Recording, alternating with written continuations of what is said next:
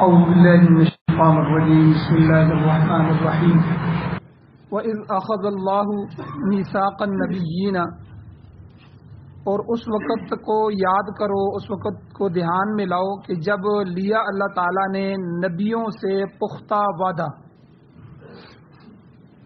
لما آتیتکم کہ جب میں تم کو دوں گا، من کتاب و حکمت کتاب اور حکمت، یعنی جب جب کوئی نبی اپنے اپنے وقت میں اپنی اپنی قوم کے پاس اللہ کی کتاب اور اللہ کی طرف سے حکمتیں لے کر جائے گا، ثم جاءکم پھر آئے تمہارے پاس رسول، وہ میرا خاص رسول یعنی حضور نبی کریم صلی اللہ علیہ وسلم کی طرف اشارہ ہے کہ پھر تمہارے پاس میرا وہ رسول آئے کہ مصدق لما معکم،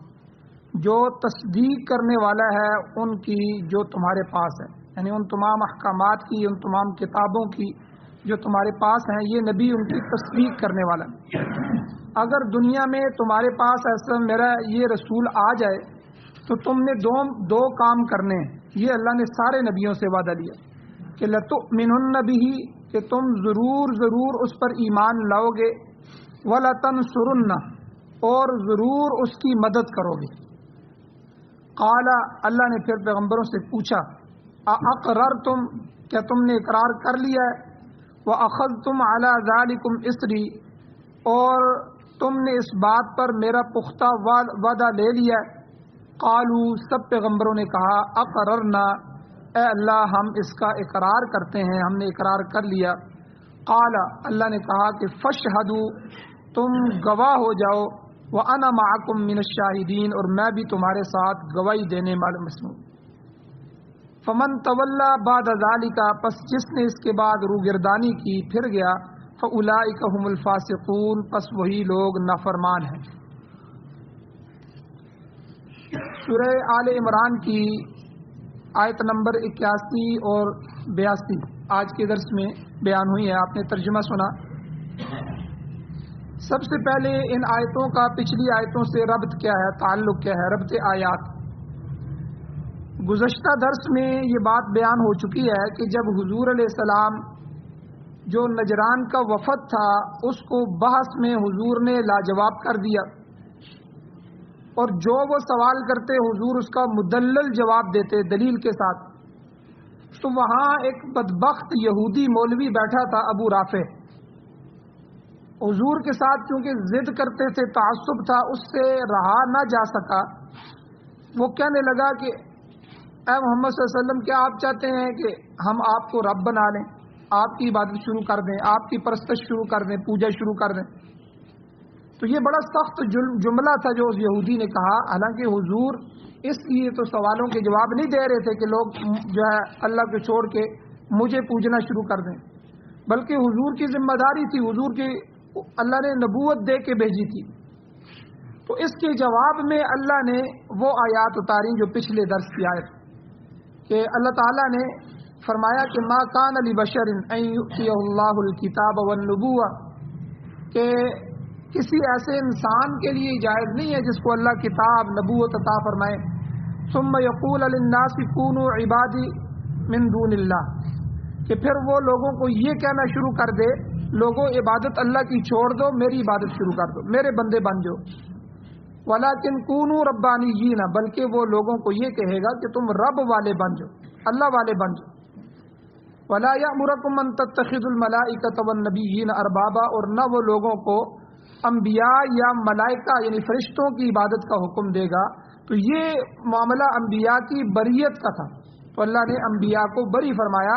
کہ میرے جو نبی ہیں وہ میرے چنے ہوئے لوگ ہوتے ہیں، میں ہر ایک کو نبوت نہیں دیتا، میں جس کو لمن المصطفین الاخیار،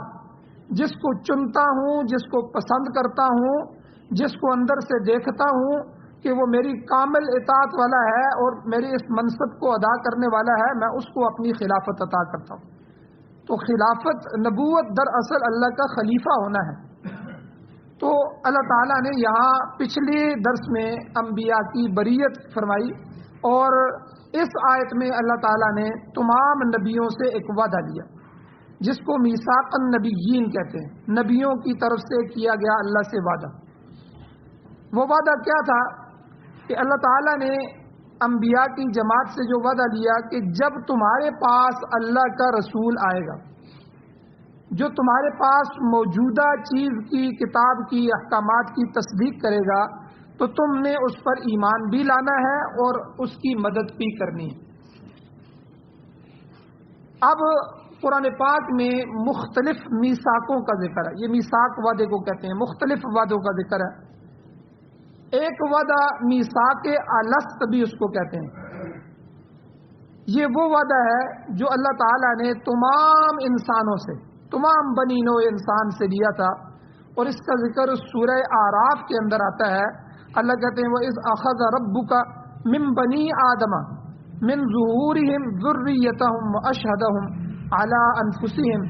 أَلَسْتُ بِرَبِّكُمْ قَالُوا بَلَىٰ۔ اللہ تعالیٰ نے قیامت تک پیدا ہونے والے نسل انسانی تھی، جو نسل آدم تھی، آدم علیہ السلام کی اولاد، ان کو عالم ارواح میں جب ہم سب کی روحیں ایک جگہ جمع تھیں، اللہ نے عالم ارواح میں متمثل فرما کر ان سب سے ایک سوال کیا تھا کہ کیا میں تمہارا رب نہیں ہوں؟ قالوا الست بربکم، کیا میں تمہارا رب نہیں ہوں؟ قالوا بلا، سب نے یہ جواب دیا تھا اے اللہ کیوں نہیں، آپ ہی یہ رب ہیں۔ اور پھر اللہ نے ہم کو دنیا میں بھیجا، اور جو ہم دنیا میں آئے اور آدم علیہ السلام کی اولاد بڑھتی گئی، اللہ تعالیٰ نے اس وعدے کی یاد دہانی کے لیے انبیاء کو مبعوث فرمایا۔ ہر زمانے میں نبی آتا رہا، اس نے یہی کہا کہ اے لوگوں، تمہارا رب اللہ ہے، تم نے اللہ سے وعدہ کیا تھا کہ اللہ دنیا میں جا کر آپ کے حکم کے مطابق زندگی گزاریں گے، آپ کو رب مانیں گے، آپ ہی رب ہیں ہمارے، لیکن اب تم بھول گئے، اب اس اللہ کے احکامات کو بھول گئے ہو، اب تمہارے پاس نماز کے لیے بھی وقت نہیں رہا، اب اس اللہ کو یاد کرنے کے لیے بھی وقت تمہارے پاس نہیں۔ جس اللہ نے تمہیں جوانیاں دی، جس اللہ نے تمہیں نعمتیں دی، جس اللہ نے تمہیں صحت عطا فرمائی، جس اللہ نے تمہیں بیٹے بیٹیاں عطا فرمائی، جس اللہ نے تمہیں چھت عطا فرمائی، جس اللہ نے تمہیں کاروبار کی نعمتیں عطا فرمائی، ہر چیز کی نعمت اس اللہ نے دی ہے، آج اسی اللہ کے لیے وقت نہیں۔ یہ بالکل اسی طرح ہے جو والدین ہوتے ہیں، یہ بھی اولاد کی تربیت کرنے والے ہوتے ہیں، ان کو بھی مربی کہتے ہیں۔ تو سارا کچھ لگا کے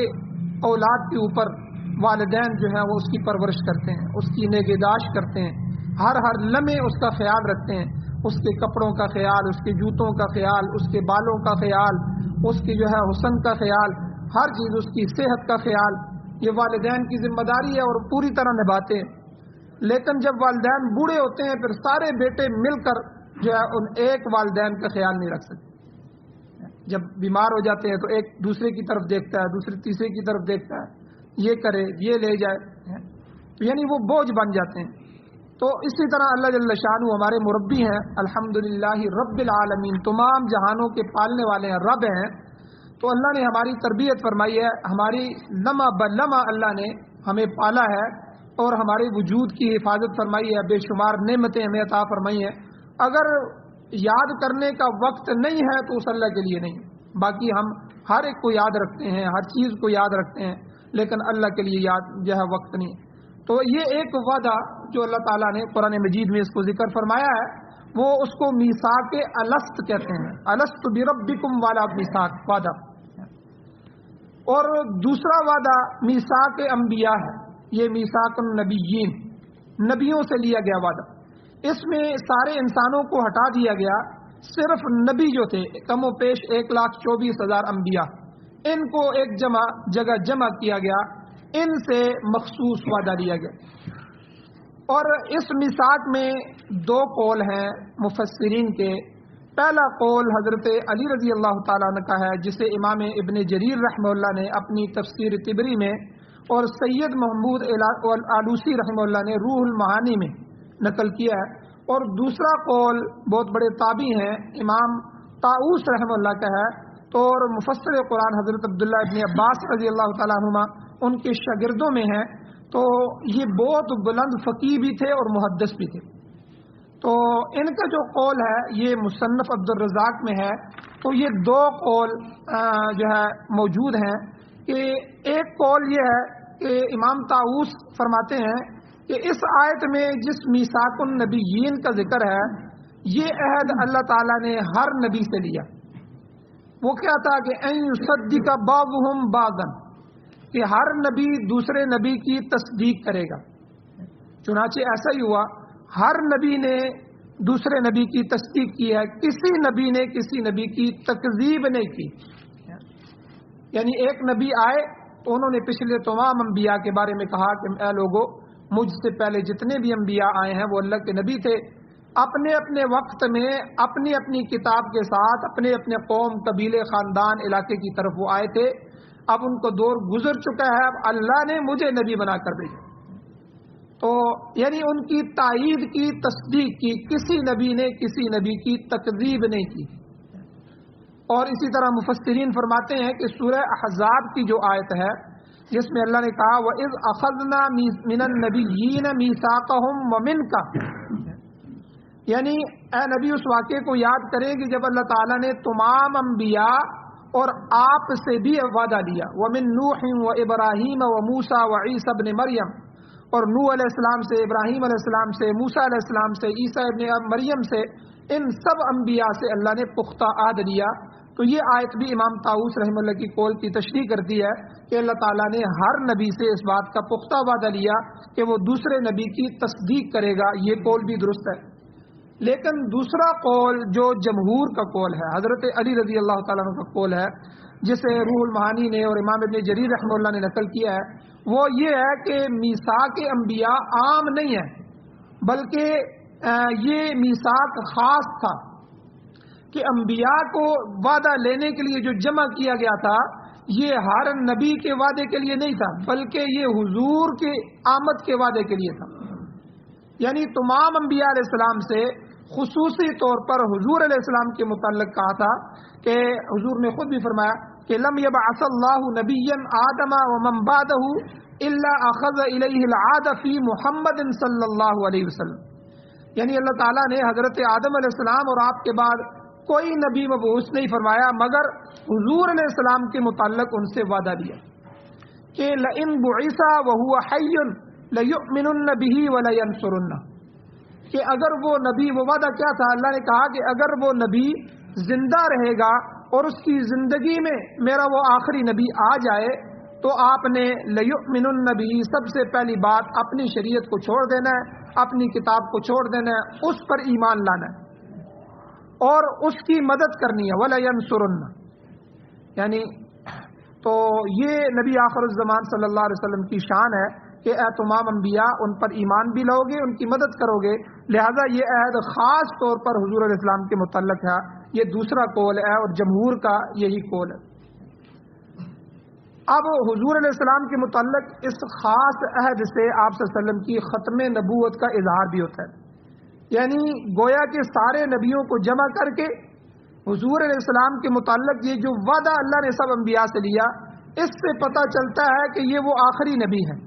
جس کو حضرت ابراہیم علیہ السلام نے اپنی دعاؤں میں مانگا تھا۔ اے اللہ، وہ آخری پیغمبر کہ جس کے بعد کوئی نئی شریعت نہیں، کوئی نیا نبی نہیں، قیامت تک اس کا ڈنکا چلے گا، اس کا ڈنکا بجے گا اور اسی کی شریعت چلے گی، تو اے اللہ وہ پیغمبر، وہ رسول مجھے عطا فرما، میری اولاد میں عطا فرما۔ تو یہ وہ پیغمبر تھے حضور علیہ الصلوۃ والسلام جس کے لیے تمام انبیاء سے نبوت کا وعدہ لیا گیا، ان کی مدد کا وعدہ لیا گیا۔ اور یہاں ایک سوال پیدا ہوتا ہے کہ کسی نبی نے بھی حضور کا زمانہ نہیں پایا، تو وہ زمانہ پاتے تو یہ کام کرتے کہ لتؤمنن به ولتنصرن، ایمان بھی لاتے اور مدد کرتے۔ تو یہاں جو ہے اس وعدے کو لیا گیا، سمجھ نہیں آتی کہ پھر وعدہ کیوں لیا گیا، حالانکہ پیغمبروں کا اپنا اپنا زمانہ تھا اور آخری پیغمبر حضور سے پہلے حضرت عیسیٰ علیہ السلام آئے ہیں، ان کا اور حضور کا درمیان کا زمانہ بھی تقریباً 6 صدیوں کا ہے، 600 سال کا زمانہ ہے۔ تو یعنی حضور کا زمانہ کسی نبی نے نہیں پایا، لیکن اللہ نے یہ وعدہ کیوں لیا؟ ایک تو میں نے ابھی بات بیان کی حضور کی ختم نبوت بتانے کے لیے کہ یہ میرا وہ آخری نبی ہوگا، اے میرے پیغمبروں کہ آپ سب کی نبوت وہاں جا کے ختم ہو جائے گی،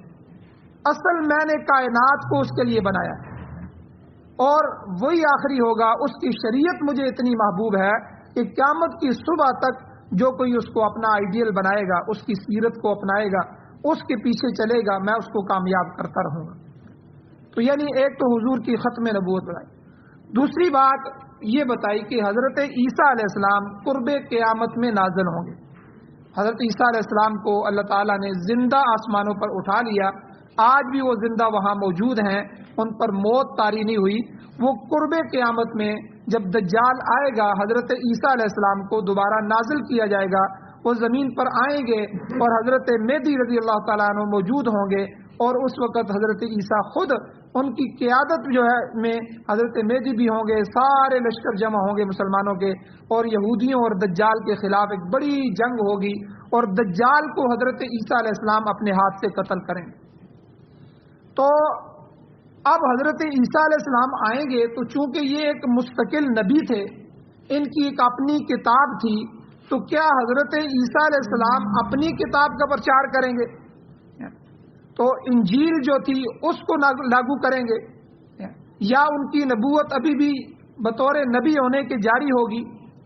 تو اللہ نے یہ بات سمجھائی کہ نہیں، اس وقت حضرت عیسیٰ علیہ السلام جو ہے جب حضور کا قرب قیامت میں زمانہ پائیں گے، تو وہ حضور علیہ السلام کے نائب کی حیثیت سے جلوہ افروز ہوں گے، اور آپ علیہ الصلوۃ والسلام کی شریعت کے مطابق دنیا میں قرآن اور سنت کا نظام جاری کریں۔ اور اس عہد سے حضور علیہ السلام کی خاص فضیلت کا بھی اظہار ہوتا ہے کہ حضور میرے اتنے پاک پیغمبر ہیں اور میرے اتنے بڑے پیغمبر ہیں کہ اے میرے پیغمبروں، کہ میں اس پیغمبر کے آنے سے پہلے تم سے وعدہ لے رہا ہوں، تو پھر تم خود ہی اس کی فضیلت کو سمجھ لو کہ میرے ہاں اس پیغمبر کا درجہ اور مقام کیا ہوگا۔ تو اسی لیے سید آلوسی بغدادی رحمہ اللہ، جنہوں نے حضرت علی رضی اللہ عنہ کا یہ قول نقل کیا ہے، تو انہوں نے یہ تفسیر فرمائی ہے کہ اس سے خاص وعدہ ہے جو حضور علیہ السلام کا جو ہے لیا گیا۔ اور تیسرا نقطہ یہاں علماء نے یہ بیان فرمایا کہ انبیاء کے وعدے کو یہاں ذکر کر کے امتیوں کو سمجھایا جا رہا ہے کہ دیکھو کہ جس چیز کا وعدہ اللہ نے تمہارے نبیوں سے لیا اور انہوں نے اس وعدے پر تصدیق بھی کی، اقرار بھی کیا، اب تم امتی ہو، تمہارا حق بنتا ہے کہ تم اس وعدے کو پورا کرو اور اس وعدے پر تم بھی ایمان لاؤ۔ تو یعنی یہودیوں، اے مدینہ کے یہودیوں، اب وہ نبی آخر الزمان تمہارے پاس آ چکے ہیں، ان کی ہجرت ہو گئی ہے، اور جو ہے وہ تمہارے نبی حضرت موسیٰ علیہ السلام اور اے عیسائیوں کے وفد تمہارے نبی حضرت عیسیٰ علیہ السلام، انہوں نے بھی اس وقت وعدہ دیا تھا، تمہاری کتابوں میں بھی یہ وعدہ موجود ہے انبیاء کا، اس لیے جب انبیاء نے وعدہ کیا وہ ایمان لائے، تو تم امتی ہو تو تمہارا بطریق اولا فرض ہے کہ تم اس وعدے کو پورا کرو، اور آج تمہارے اوپر فرض عائد ہوتا ہے کہ حضور علیہ السلام کی نبوت کو تسلیم کرو، مگر یہ آج تک نبی علیہ السلام کی تصدیق کرنے سے گریز کر رہے ہیں، بلکہ مخالفت کر رہے ہیں، اور اسلام کے سب سے بڑے دشمن یہودی اور عیسائی ہیں، باقی قومیں بھی موجود ہیں، باقی کافر بھی موجود ہیں، لیکن سب سے بڑا دشمن اس وقت بھی اور حضور کے زمانے سے قرآن اور شریعت کا، حضور کا اور حضور کے لائے ہوئے دین کا یہودی اور عیسائی۔ ہر ممکن انہوں نے کوشش کی ہے، کوئی موقع ہاتھ سے جانے نہیں دیا کہ جس میں اسلام کی مخالفت پر انہوں نے کام نہ کیا۔ تو اس لیے یہاں گویا کہ ان کو بتایا جا رہا ہے کہ دیکھو تمہارے پیغمبروں نے حضور علیہ السلام کی نبوت پر اللہ نے ان سے وعدہ لیا تھا کہ تم جب تمہارے ہوتے ہوئے تم پیغمبر ہو اور تمہارے ہوتے ہوئے میرا وہ آخری پیغمبر آ جائے تو لَتُؤْمِنُنَّ بِهِ وَلَتَنْصُرُنَّ، تم ضرور و ضرور ان پر ایمان بھی لاؤ گے اور ان کی مدد بھی کرو گے۔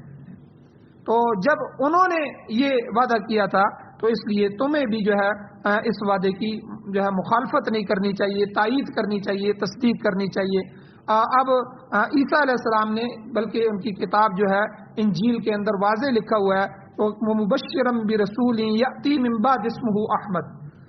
اے عیسائیوں، حضرت عیسیٰ علیہ السلام نے اپنے عیسائیوں کو کہا میں تمہیں ایک ایسے پیغمبر اور ایسے رسول کی بشارت دینے کے لیے آیا ہوں کہ جو میرے بعد آئے گا اور اس کا نام احمد ہوگا۔ حضور علیہ السلام کے ناموں میں سے احمد، محمود، حامد، یہ سارے حضور کے نام ہیں، تو حضور کا ایک نام احمد بھی ہے، تو اس کی بشارت تو خود تمہاری کتاب میں موجود ہے۔ اب جب حضور تشریف لائے ہیں تو حضور کی مخالفت کیوں کرتے ہو؟ حضور پر ایمان کیوں نہیں لاتے؟ آپ دیکھیں یہ جو وفد آیا تھا جس کا تذکرہ ہو رہا ہے، نجران کا وفد، انہوں نے حضور علیہ السلام سے سوال بھی کیے، حضور نے سب کے جواب بھی دیے، مطمئن بھی ہو گئے، بلکہ حضور علیہ السلام نے آخر حضور کو حکم ہوا اگر یہ آپ کے واضح دلائل نہیں مانتے تو ان سے مبالغہ کریں، میدان میں لے کے آ جائیں، یہ اپنی عورتوں بچوں کو لے آئے، آپ بھی اپنے عورتوں بچوں کو لے آئے، اللہ سے دعا کریں کہ اللہ جو سچا ہے اس کو کامیاب فرما، جو جھوٹا ہے اس پر لعنت فرما، عذاب نازل فرما۔ اب یہ سمجھ گئے کہ یہ اللہ کے سچے رسول ہیں، اس سے بھی پیچھے ہٹ کے جزیہ بھی دے دیا، صلح بھی حضور سے کر لی، لیکن اس سب کے باوجود ایمان نہیں لائے۔ یعنی تعصب دیکھیں، ضد اور عناد دیکھیں کہ ایمان نہیں لا رہے۔ تو اس لیے یعنی یہاں ان کی طرف اشارہ کیا گیا۔ اور اس کے علاوہ ایک تیسرا عہد بھی ہے جو قرآن مجید میں موجود ہے،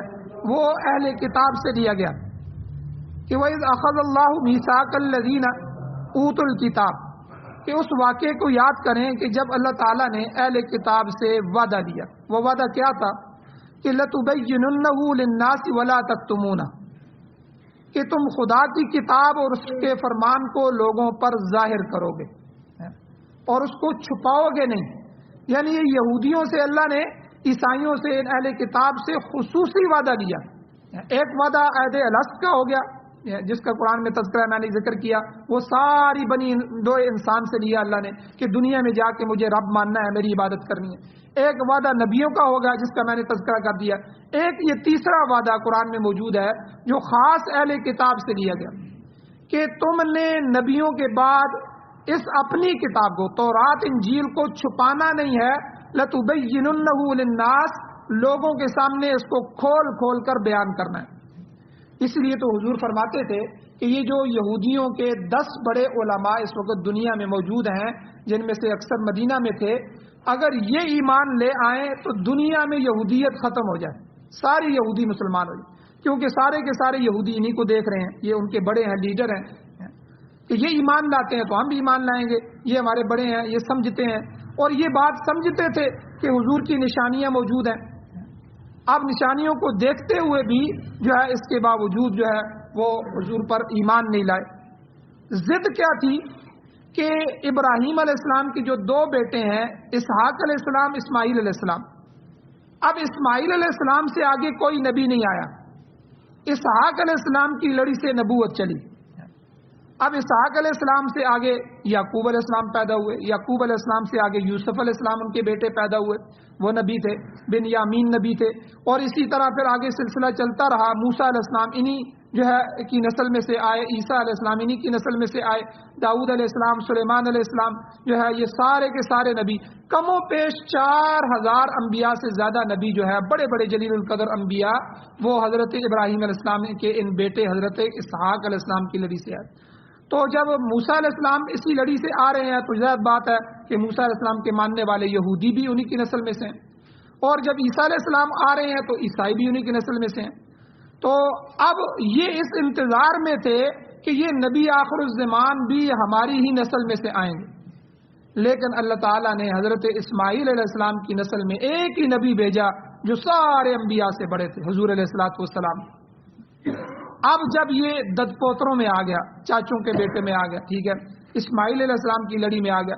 یہ ضد ان کو لے کے بیٹھ گئی کہ یہ ہماری لڑی میں سے کیوں نہیں آئے۔ اس وجہ سے انہوں نے پھر حضور علیہ الصلوۃ والسلام کے ساتھ وہ معاملہ کیا۔ قرآن کہتے ہیں الذین یعرفونہ کما یعرفون ابناءہم، یہ حضور کو ایسے پہچانتے تھے جس طرح اپنے سکے بیٹوں کو پہچانتے۔ کوئی بندہ اپنے بیٹے کو پہچاننے میں غلطی نہیں کر سکتا، اس طرح حضور کی جو نشانیاں ان کی کتابوں میں لکھی ہوئی ہیں، یہ ان نشانیوں کو پڑھ کے اس طرح حضور کو پہچان گئے کہ یہی وہ آخری نبی ہے، لیکن اس کے باوجود قرآن کہتا ہے کہ وہ بغین، کہ وہ تعصب اور بغاوت اور ضد کی وجہ سے حضور پر ایمان نہیں لائے اور ساری دنیا کو بھی روکے رکھا۔ تو اسی وجہ سے اللہ تعالیٰ نے ان کو یہ تمام وعدے یہاں یاد کروائے ہیں۔ کچھ اور مسائل بھی ہیں انشاءاللہ کل کے درس میں بیان کیے جائیں گے۔ اللہ جل شانہ سے دعا ہے اللہ ہمیں عمل کی توفیق عطا فرمائے، آمین۔ الحمدللہ رب العالمین والعاقبۃ للمتقین والصلاۃ والسلام علی رسولہ النبی الامی الکریم۔ یا اللہ ہماری کمیوں کوتاہیوں کو معاف فرمائیے، ادھر گزر فرمائیے، صغیرہ کبیرہ گناہوں کو معاف فرمائیے۔ یا اللہ حضور علیہ الصلوۃ والسلام کے اس مبارک دین کو سننے، سمجھنے، اس پر عمل کرنے، یا اللہ اس کے مطابق زندگی گزارنے کی توفیق نصیب فرمائے۔ یا اللہ قرآن و سنت کی بہاریں نصیب فرمائیے، قرآن و سنت کا غلبہ نصیب فرمائیے پوری دنیا میں بشمول پاکستان کے۔ یا اللہ قرآن و سنت کو بطور آئین، بطور دستور، بطور ضابطۂ حیات نصیب فرمائیے، امارت اسلامیہ شریعہ خلافت کبریٰ نصیب فرمائیے۔ یا اللہ ہر طرح کے جتنے بھی باطل نظام ہیں جمہوریت سمیت، یا اللہ ان سب کو تہس نہس فرمائیے، اپنا قرآن و سنت والا نظام نصیب فرمائیے۔ یا اللہ جو بیمار ہیں ان کو شفا عطا فرمائیے، جو ایمان کی حالت سے اس دنیا سے جا چکے ہیں یا اللہ ان سب کی بخشش فرمائیے۔ یا اللہ ہماری اس مسجد کو آباد فرمائیے، یا اللہ قرآن کی تلاوت سے، ذکر و اذکار سے، نمازوں کی پابندی سے، یا اللہ ہر وہ عمل کہ جو مسجد میں کیا جا سکتا ہو اور آپ کی رضا کا سبب ہو، یا اللہ ان تمام اعمال سے اس گھر کو آباد فرمائیے۔ یا اللہ اس کی تعمیر جلد از جلد مکمل فرمائیے، تعاون کرنے والوں کے تعاون کو قبول فرمائیے، ان کی زندگیوں میں، ان کی اولادوں میں، ان کی تجارتوں میں، ان کے مالوں میں، ان کی ہر چیز میں برکتیں نصیب فرمائیے۔ صلی اللہ تعالی علی خیر خلقہ محمد وآلہ وصحبہ اجمعین برحمتک یا ارحم الراحمین۔